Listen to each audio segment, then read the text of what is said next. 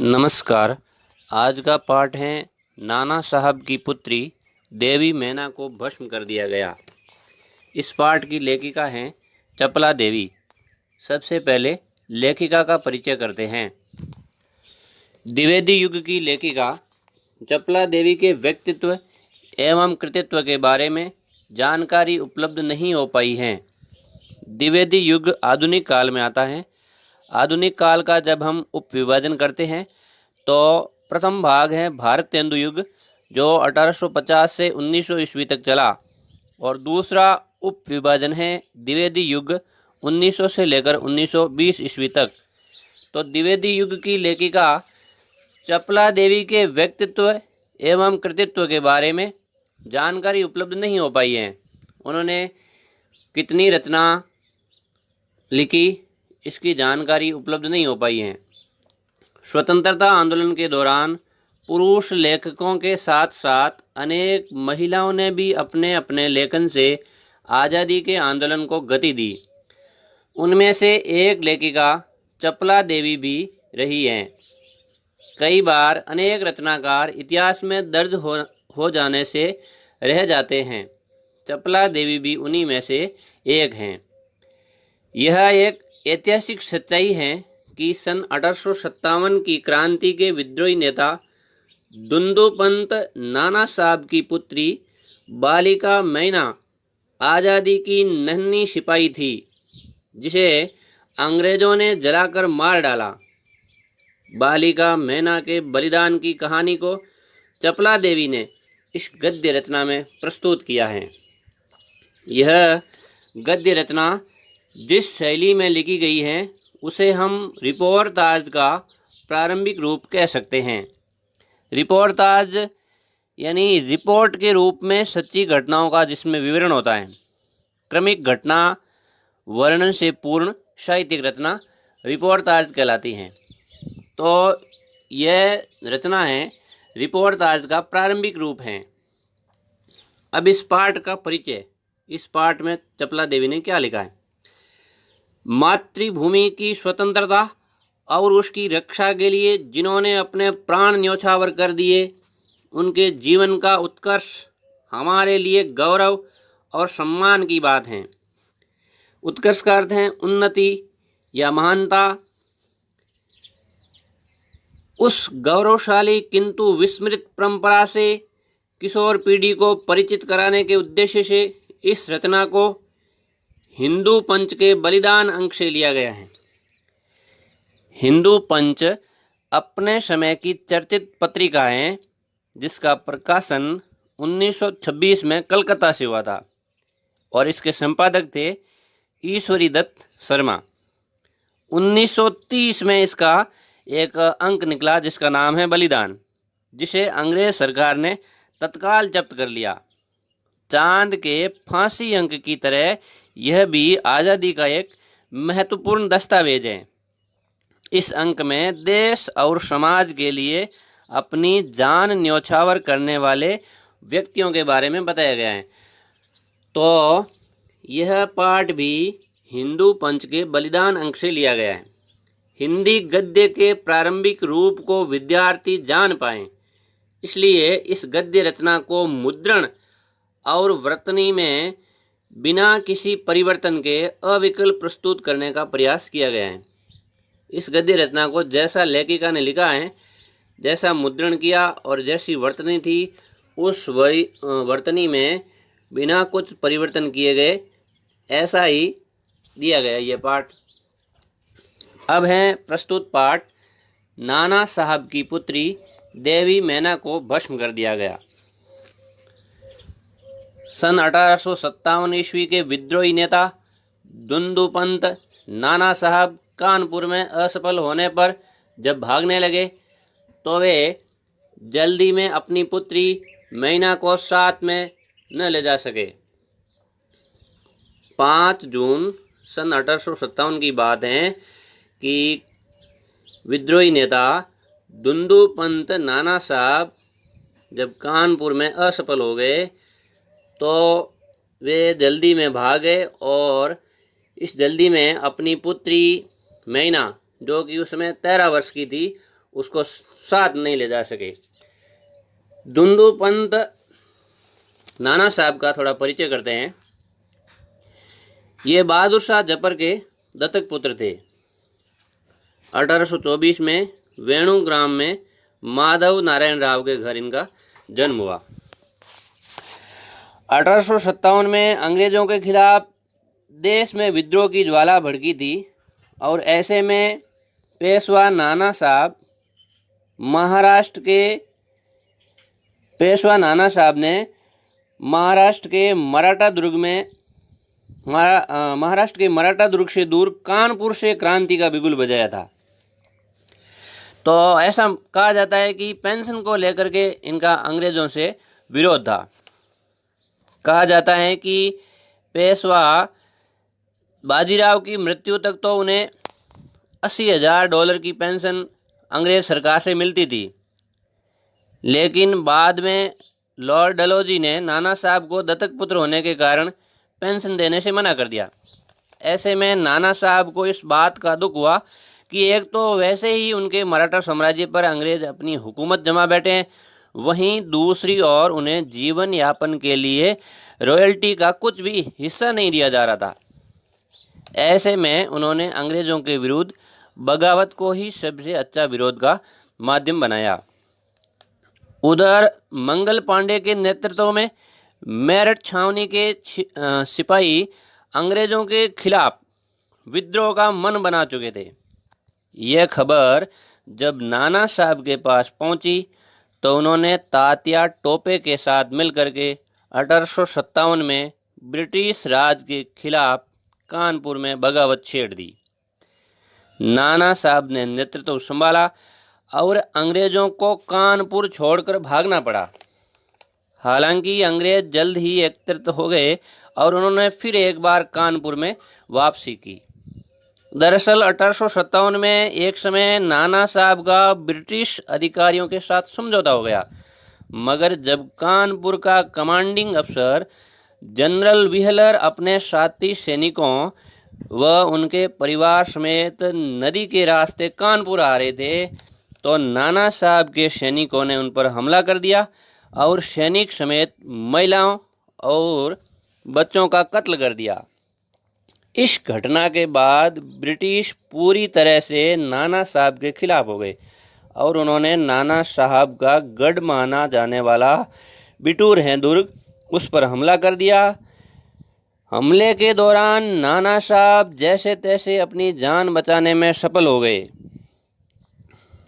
नाना साहब ने अंग्रेजों को भीषण क्षति पहुंचाई तथा वे उनके पकड़ में नहीं आए, इसलिए अंग्रेज उनसे बदला लेने के लिए उनसे जुड़ी हुई हर वस्तु को नष्ट करना चाहते थे। इसलिए लिखा ना, सन 1857 में विद्रोही नेता दुंदू पंत नाना साहब कानपुर में असफल होने पर जब भागने लगे तो वे जल्दी में अपनी पुत्री मैना को साथ में नहीं ले जा सके। अगर इतिहास देखा जाए तो इस क्रांति के बाद नाना साहब कहीं खो से गए हैं।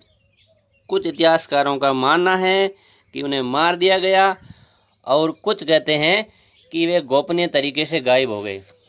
कुछ भी हुआ हो, जब वे भागे तो जल्दी में अपनी पुत्री मैना को साथ नहीं ले जा सके।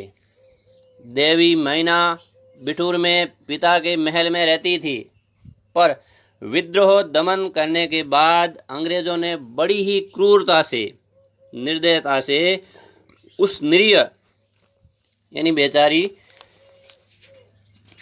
असहाय, विरक्त और निरपराध देवी को अग्नि में भस्म कर दिया यानी जलाकर राख कर दिया।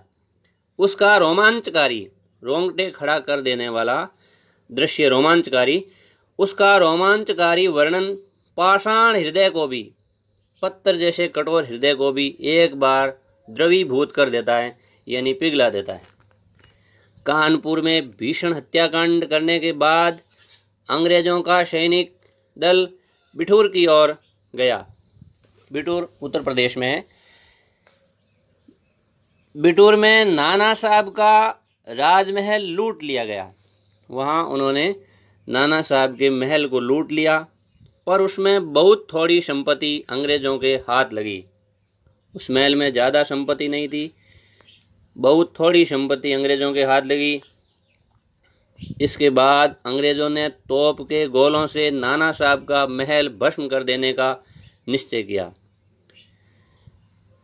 इसके बाद में अंग्रेजों ने तोप चला करके नाना साहब के महल को भस्म कर देने का निश्चय किया, क्योंकि वे उनसे जुड़ी हर निशानी को खत्म कर देना चाहते थे। सैनिक दल ने जब वहां तोपें लगाई, उस समय महल के बरामदे में एक अत्यंत सुंदर बालिका आकर खड़ी हो गई। उसे देखकर अंग्रेज सेनापति को बड़ा आश्चर्य हुआ, क्योंकि महल लूटते समय वह बालिका वहां कहीं दिखाई न दी। जब उन्होंने अचानक बालिका को देखा तो एकदम अचंभित हो गए, क्योंकि जब उन्होंने महल को लूटा उस समय वह बालिका उन्हें कहीं भी दिखाई नहीं दी थी। उस बालिका ने बरामदे में खड़ी होकर अंग्रेज सेनापति को गोले बरसाने से मना किया। उसका करुणापूर्ण मुख और अल्प वयस देखकर, यानी कम उम्र वाली देखकर, सेनापति को भी उस पर कुछ दया आई। सेनापति ने उससे पूछा कि क्या चाहती हैं? बालिका ने शुद्ध अंग्रेजी भाषा में उत्तर दिया, क्या आप कृपा कर इस महल की रक्षा करेंगे? सेनापति, क्यों?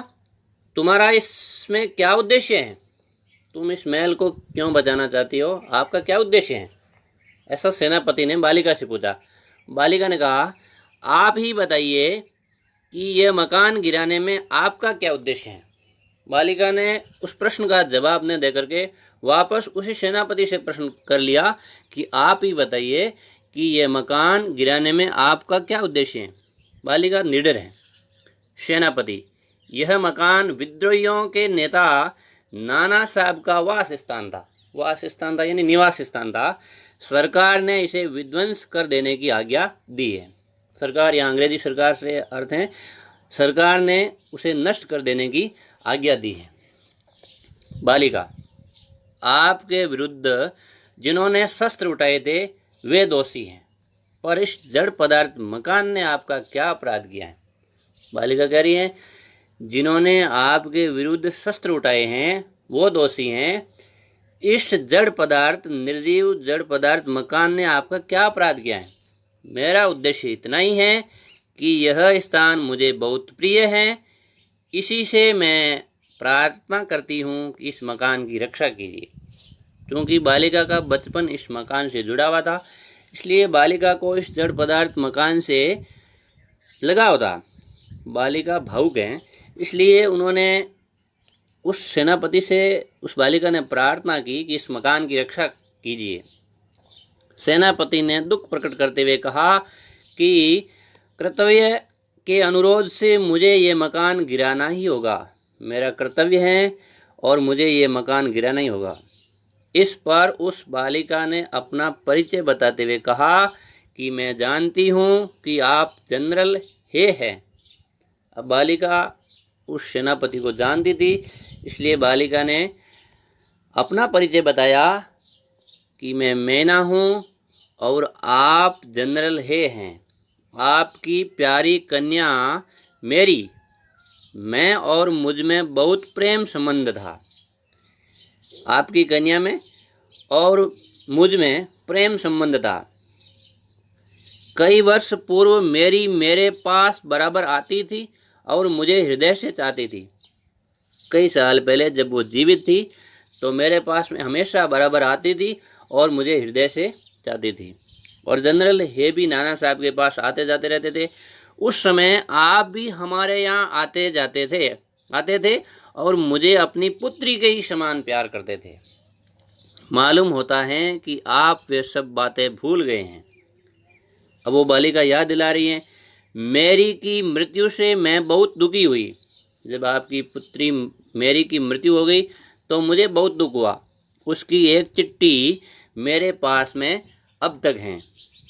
उस बालिका ने कहा कि आपकी पुत्री की लिखी हुई एक चिट्ठी मेरे पास में अभी तक है।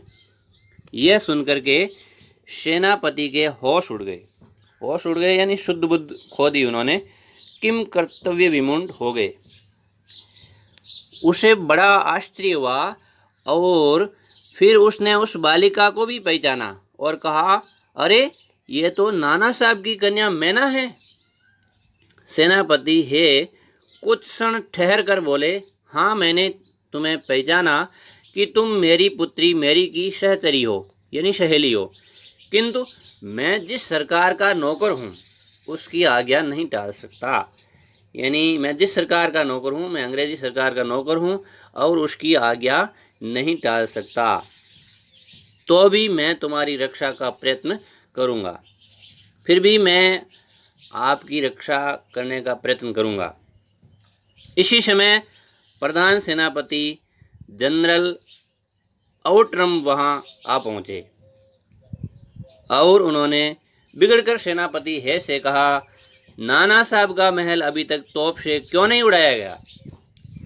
सेनापति हे ने विनयपूर्वक कहा, मैं इसी फिक्र में हूँ, मैं इसी चिंता में हूँ, किंतु आपसे एक निवेदन है कि क्या किसी तरह नाना साहब का महल बच सकता है। उन्होंने प्रधान सेनापति से प्रश्न किया, जनरल हे ने, कि क्या किसी तरह नाना साहब का महल बच सकता है। इसका अगला भाग अगली कक्षा में पढ़ेंगे। आज के लिए इतना ही, धन्यवाद।